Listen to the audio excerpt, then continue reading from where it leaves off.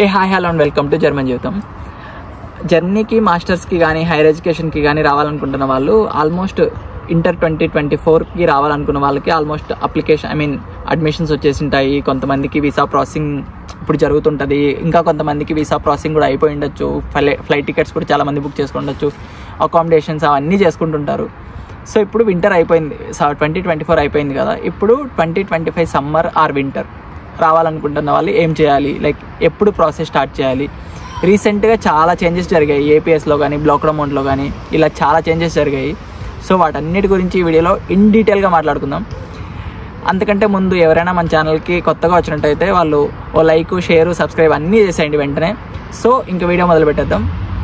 ఇప్పుడు సమ్మర్ 2025కి రావాలనుకుంటున్న వాళ్ళు first and foremost thing మీరు చేయాల్సింది, ఇప్పటికీ ఇంకా మీరు ఏపీఎస్ అప్లై చేసినకపోతే ఇంకా లేట్ కాలేదు, వెంటనే అప్లై చేసేయండి. ఏపీఎస్ అంటే ఏం లేదు, తెలియని వాళ్ళ కోసం చెప్తున్నాను. ఏపీఎస్ అంటే జస్ట్ జర్మన్ గవర్నమెంట్ మన స్టూడెంట్స్ ఎవరైతే ఏపీఎస్ కోసం అప్లై చేస్తున్నారో వాళ్ళ ఎడ్యుకేషన్ కరెక్ట్గా చేశారా లేదా అని చెక్ చేయడమే. అది చెక్ చేసి ఒక సర్టిఫికేట్ ఇస్తుంది, అదే ఏపీఎస్. అది ఇంకా ఎవరైనా అప్లై చేసుకోకపోతే వెంటనే చేసేసుకోండి, ఎందుకంటే చాలా లేట్ పడుతుంది. ఇంకోటి దాంట్లో ఈ మధ్యనే అప్డేట్ వచ్చింది, అంటే మేము ఏపీఎస్ అప్లై చేసుకున్నప్పుడు ఓన్లీ లైక్ గ్రాడ్యుయేషన్ మాత్రమే చెక్ చేసేటోళ్ళు, కానీ ఇప్పుడు 10th ఇంటర్ కూడా చెక్ చేస్తున్నారంట. సో ఎంత ముందుగా అప్లై చేసుకుంటే మీకే అంత better. Andhra Pradesh state board and central board వాళ్ళకైతే ఏం ప్రాబ్లం లేదు, వాళ్ళ 10th అండ్ ఇంటర్ మార్క్ లిస్టులు డిజిలాకర్లో ఉంటాయి. ఇప్పుడు ప్రాబ్లం ఎవరికంటే తెలంగాణ వాళ్ళకి డిజిలాకర్లో రావట్లేదంట. సో కొంచెం ఏదైనా ప్రాబ్లం వస్తుంది కదా, సో అందుకని మీరు ముందే అప్లై చేసుకోండి. ఎంత ముందే అప్లై చేసుకుంటే అంత బెస్ట్. ఇప్పుడు వన్స్ ఏపీఎస్ అప్లై చేసేసాక అది రావడానికి మినిమం 2 to 4 months పడుతుంది. సో ఈ మీన్ టైంలో మీరు చేయాల్సినవి 2 things. ఒకటి ఇంగ్లీష్ బేస్డ్ ఎగ్జామ్ రాయడం, ఇంకోటి యూనివర్సిటీ షార్ట్ లిస్ట్ చేసుకోవడం. ఇక్కడ ఇంగ్లీష్ బేస్డ్ ఎగ్జామ్ అంటే మీరు ఐల్స్ కానీ టోఫెల్ కానీ ఏదో ఒకటి రాసుకోవచ్చు. రెండు ఆల్మోస్ట్ ఆల్ యూనివర్సిటీస్ యాక్సెప్ట్ చేస్తాయి. ఇంకా కొన్ని యూనివర్సిటీస్ ఏంటంటే జిఆర్ఈ కూడా మ్యాండేటరీ కావాలి దీంతో పాటు కూడా. సో మీరు యూనివర్సిటీతో క్రాస్ చెక్ చేసుకొని లైక్ వాళ్ళ వెబ్సైట్స్కి వెళ్ళి ఇన్ఫర్మేషన్ గ్యాదర్ చేసుకోండి, వాళ్ళు ఐల్స్ జిఆర్ఈ రెండు అడుగుతున్నారా లేదంటే ఐల్స్ టోఫెల్ ఏదో ఒకటి సరిపోద్దా అనేది క్రాస్ చెక్ చేసుకోండి. ఇంకొక థింగ్ ఏంటంటే మీరు ఇంకా మెయిన్గా గుర్తుపెట్టుకోవాల్సింది, మీరు ఇంగ్లీష్ టాట్ ప్రోగ్రామింగ్ చూస్ చేసుకుంటున్నారా లేదంటే జర్మన్ టాట్ ప్రోగ్రామింగ్ చూస్ చేసుకుంటున్నారా. ఇఫ్ ఇన్ కేస్ మీరు జర్మన్ టాట్ చూస్ చేసుకుంటే మీకు జర్మన్ లాంగ్వేజ్ అట్లీస్ట్ B2 కావాలి, ఇది గుర్తుపెట్టుకోండి. ఇఫ్ ఇన్ కేస్ ఇంగ్లీష్ అనుకుంటే ఇంకా అదే ఐల్స్ టోఫెల్ జిఆర్ఈ ఏదో అయినా రాసుకోవచ్చు. ఇంకా మీరు యూనివర్సిటీ స్టార్ట్ చేసుకొని ఐల్స్ లైక్ టోఫెల్ ఏదో ఒకటి రాసేసి రిజల్ట్స్ వచ్చిన తర్వాత మీరు వెంటనే చేయాల్సిన పని యూనివర్సిటీస్ అప్లై చేసుకోవడం. ఇక్కడ మీరు చాలామంది కన్సల్టెన్సీస్ కోసమని దానికోసమని వెళ్తుంటారు, లైక్ కన్సల్టెన్సీస్ హెల్ప్ తీసుకొని అప్లై చేద్దాం అది ఇదని. జర్మనీకి యూనివర్సిటీస్ అప్లై చేసుకోవడం చాలా అంటే చాలా ఈజీ అండి. Like there are only 2 ways of applications. ఒకటి uni assist, 2 direct applications. Uni assist అనేది చాలా ఈజీ ఉంటుంది, లైక్ మీరు ఒక అప్లికేషన్ వేసారంటే మళ్ళీ రెండో దాని నుంచి మీరు చాలా ఈజీగా వేసేయచ్చు. అవన్నీ నెక్స్ట్ ఫ్యూచర్ వీడియోస్లో చెప్తాను, లైక్ యూని అసిస్ట్లో ఎలా అప్లై చేయాలి, డైరెక్ట్ అప్లికేషన్స్ ఎలా వేయాలి, ఇవన్నీ చెప్తాను ఇన్ డీటెయిల్గా.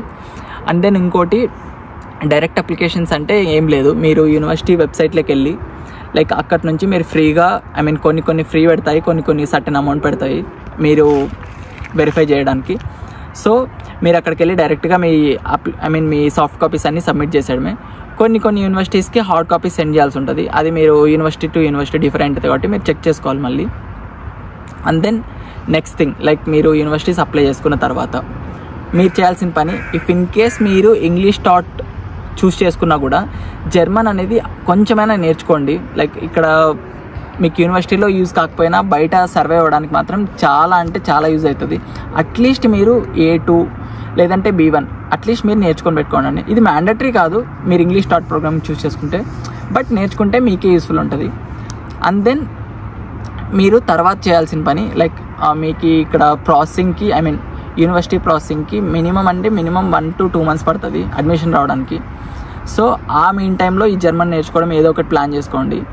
తర్వాత వన్స్ మీకు కాలేజ్ అడ్మిషన్ వచ్చిన తర్వాత మీరు చేయాల్సిన next step block amount set చేసుకోవడం. మేము వచ్చినప్పుడు జర్మనీకి కానీ తర్వాత వచ్చిన బ్యాచెస్ వచ్చినప్పుడు కానీ బ్లాక్ అమౌంట్ అనేది 11,208 euros ఉండింది, కానీ ఇప్పుడు దాన్ని చేంజ్ చేసి కొంచెం పెంచారు, which is around 11,904 euros. So ఇది పెంచడానికి మెయిన్ రీజన్ ఇక్కడ ఎక్స్పెన్సెస్ పెరిగినాయని చెప్పి పెంచారు. సో ఇది మీరు మెయిన్గా చూసుకోండి. 11,904 అంటే ఆల్మోస్ట్ లైక్ 11 lakhs దాకా వస్తుంది. సో ఇది గుర్తుపెట్టుకొని మీరు ఎక్స్పాట్రియో కానీ కొరాకిల్ కానీ మీకు ఏ అకౌంట్ ఇష్టమైతే ఆ అకౌంట్లో డబ్బులు వేసుకోండి. తర్వాత మీరు చేయాల్సిన పని వీసా సబ్మిషన్. దెన్ మీకు యూనివర్సిటీ అడ్మిషన్ వచ్చిన తర్వాత చేయాల్సిన పని బ్లాక్డ్ అమౌంట్ సెట్ చేసుకోవడం. మీకు వీసా వీసా అపాయింట్మెంట్ అనేది ఒక 5 to 1 week ముందే మీరు బ్లాక్డ్ అమౌంట్ అనేది ఏదర్ మీరు చూస్ చేసుకుంటారు కదా, ఎక్స్పాట్రియో అని కొరాకిల్ అని ఇట్లా బ్లాక్డ్ అమౌంట్వి దానిలోకి వేసేయండి. ఇక్కడ ఎందుకంటే జర్మన్ హాలిడేస్ ఉంటే, ఇఫ్ ఇన్ కేస్ ఆ టైంలో జర్మన్ హాలిడేస్ ఉంటే వీసా బ్లాక్డ్ అమౌంట్ ప్రాసెసింగ్కి టైం పడుతుంది. సో ఎందుకైనా మంచిది ఒక 1 week or 10 days ముందే బ్లాక్డ్ అమౌంట్ అనేది వేసేయండి. తర్వాత వీసా ప్రాసెసింగ్ అంటే ఇక్కడ ఏం లేదండి, జస్ట్ మీరు అపాయింట్మెంట్ బుక్ చేసుకొని మీ దగ్గర ఉన్న డాక్యుమెంట్స్ అని లైక్ మీ LORs అని LOMs అని ఇవి అడ్మిషన్ లెటర్ బ్లాక్డ్ అమౌంట్ ఇవన్నీ ఇచ్చేసి లైక్ అక్కడ వస్తే డాక్యుమెంట్ సబ్మిట్ చేసేసి వస్తే వాళ్ళు లైక్ 1 month అలా టైం తీసుకొని మీకు ప్రాసెసింగ్ అయిపోయిన తర్వాత మీకు వీసా అప్రూవ్ అయిందా లేదా అని మెయిల్కి వస్తుంది. ఆ మెయిల్కి వచ్చిన తర్వాత మీరు స్టాంపింగ్కి వెళ్ళాల్సి ఉంటుంది. స్టాంపింగ్ అంటే జస్ట్ ఏం లేదు, మీరు పాస్పోర్ట్ సబ్మిట్ చేసి వస్తే దాని మీద స్టాంప్ వేస్తారు. ఈ స్టాంపింగ్ 1 week టైం పడుతుంది. అది పాస్పోర్ట్ అనేది స్టాంపింగ్ అయిపోయిన తర్వాత పాస్పోర్ట్ మీ ఇంటికి వస్తుంది. లైక్ మీరు అక్కడికి వెళ్ళైనా కలెక్ట్ చేసుకోవచ్చు, లేదంటే ఇంటికైనా పెట్టుకోవచ్చు. మీకు వన్స్ స్టాంపింగ్ కూడా అయిపోయిన వెంటనే మీరు చేయాల్సిన నెక్స్ట్ స్టెప్ లైక్ ఇక్కడ 2 things ఉన్నాయి. ఫస్ట్ ఇది flight ticket booking and then accommodation అనేది చాలా ఇంపార్టెంట్. మీరు వన్స్ ఇక్కడ అకామిడేషన్ లేకుండా వచ్చినారంటే మాత్రం చాలా కష్టాలు పడతారు. సో ఇండియా నుంచి వచ్చేటప్పుడే అకామిడేషన్ చూసుకొని రండి. తర్వాత ఫ్లైట్ టికెట్ బుక్ చేసుకోవడం కూడా మీరు ఫ్లెక్సిబుల్ డేట్స్ పెట్టుకొని బుక్ చేసుకోండి. ఎందుకంటే మీకు స్టాంపింగ్ ఒక డేట్కి వచ్చి ఆ ముందు రోజు మీరు ఇమిగ్రేషన్కి వెళ్ళినా కూడా వాళ్ళు ఒప్పుకోరు. సో ఫ్లెక్సిబుల్ డేట్ పెట్టుకోండి, ఎందుకైనా మంచిది. సో బుక్ చేసుకోవడం కూడా మీకు ఏ ఎయిర్లైన్స్లో అయితే లైక్ స్టూడెంట్స్కి ఆఫర్ ఉండి ఎక్కువ లగేజ్ ఇస్తాయో అలాంటివి బుక్ చేసుకోండి. లైక్ విస్తారా స్టూడెంట్స్ ఆఫర్ కింద లైక్ ఒక 23 kg బ్యాగ్ ఎక్స్ట్రా ఇస్తుంది. సో ఇలా అన్నీ కరెక్ట్గా చూసి చేసుకోండి. ఇంకా ఇవన్నీ అయిపోయిన తర్వాత ఇంకేం లేదు, జర్మనీకి వచ్చేయడమే.